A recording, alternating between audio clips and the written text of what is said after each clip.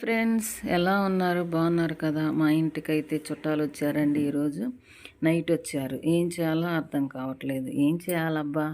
Eggs లేవు, అల్లం వెల్లుల్లి పేస్ట్ లేదు, చికెన్ తెచ్చే టైం లేదు.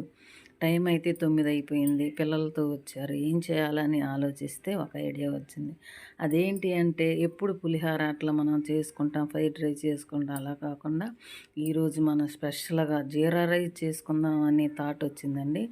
జీరా రైస్ అయితే చాలా సింపుల్గా ఉంది. అన్నం అటు పక్కన ఉడుకుతుంది. మనం తాలింపు వేసుకొని, తాలింపు గింజలు ఎక్కువగా వేసుకొని అవి చిటపటలాడుతుండగా పచ్చిమిరపకాయలు, ఉల్లిపాయలు వేసి వేగిన తర్వాత కొంచెం కరివేపాకు వేసుకున్నాం. అవి మగ్గిన తర్వాత 2 స్పూన్ల జీలకర్ర, 1 స్పూను వాము వేసుకొని, చిటికెడంటే చిటికెడు పసుపు వేసుకోవాలండి. అది వేసుకొని మగ్గుతుండగా ఇటు మనం కొంచెం తగినంత ఉప్పు వేసుకోవాలి. ఉప్పు వేసుకుంటే రుచికి సరిపడా చాలా టేస్టీగా ఉంటుంది. ఉప్పు తగ్గినా కానీ ఎంత మనం ఖర్చు పెట్టి చేసినా అది టేస్ట్ అనేది ఉండదు కదండి. అందుకని ఉప్పు తగినంత వేసుకోవాలి. తరువాత మనం అటు రైస్ మూత తీసి పెట్టుకోవాలి. వేడి అనేది ఆరిపోయిన తర్వాత మనకి ఎట్లాగైతే వస్తుంది. ఇప్పుడు అన్నం వేసి తిప్పాం కదా, చివరికి మనం కొత్తిమీర వేసి గార్నిష్ చేస్తే మనకి ఎంతో టేస్టీగా, ఎంతో హెల్తీగా మనకి రైస్ అయితే రెడీ అయిపోయింది కదా. చూసారా, ఎంతో పొడి పొడిలాడుతా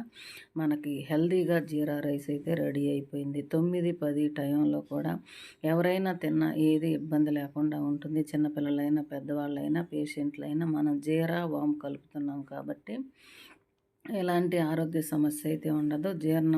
జీర్ణ వ్యవస్థ కూడా చురుగ్గా పనిచేస్తుంది. వారంలో 2-3 సార్లు పిల్లలకైనా ఇట్లా చేసి పెడితే కడుపు అనేది క్లీన్గా, వాళ్ళకి ఆరోగ్యానికి చాలా మంచిదిగా ఉంటుందండి. చూసారా, ఎంతో ఎమ్మీగా, ఎంతో టేస్టీగా మనకి జీరా రైస్ రెడీ అయిపోయింది. తిందాం రండి. మరి ఇప్పటికే టైం అయిపోయింది, పిల్లలు వెయిట్ చేస్తూ ఉన్నారు కదా. కాబట్టి మనం ఈ జీరా రైస్ అందరం కలిసి 10 మంది ఉన్నాం కదా, తలా కొంచెం వడ్డించుకొని ఎమ్మీగా టేస్టీగా జీరా రైస్ని అయితే ఆస్వాదిస్తున్నా. మరి మీరు కూడా ట్రై చేయండి. మీకు ఎలా వచ్చిందో కామెంట్ చేయండి. హెల్త్ పరంగా ఇది చాలా మంచిది కాబట్టి అందరికీ ఉపయోగపడే రెసిపీ, సింపుల్గా చేసుకునే రెసిపీ. చూశారు కదా, మీరు కూడా ఈ వీడియోని ఆస్వాదించారని.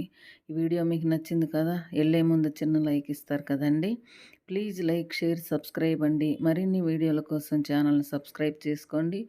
మీరు లైక్ చేయటం వల్ల ఈ వీడియో ఇంకొంతమందికి రికమెండ్ అవుతుంది.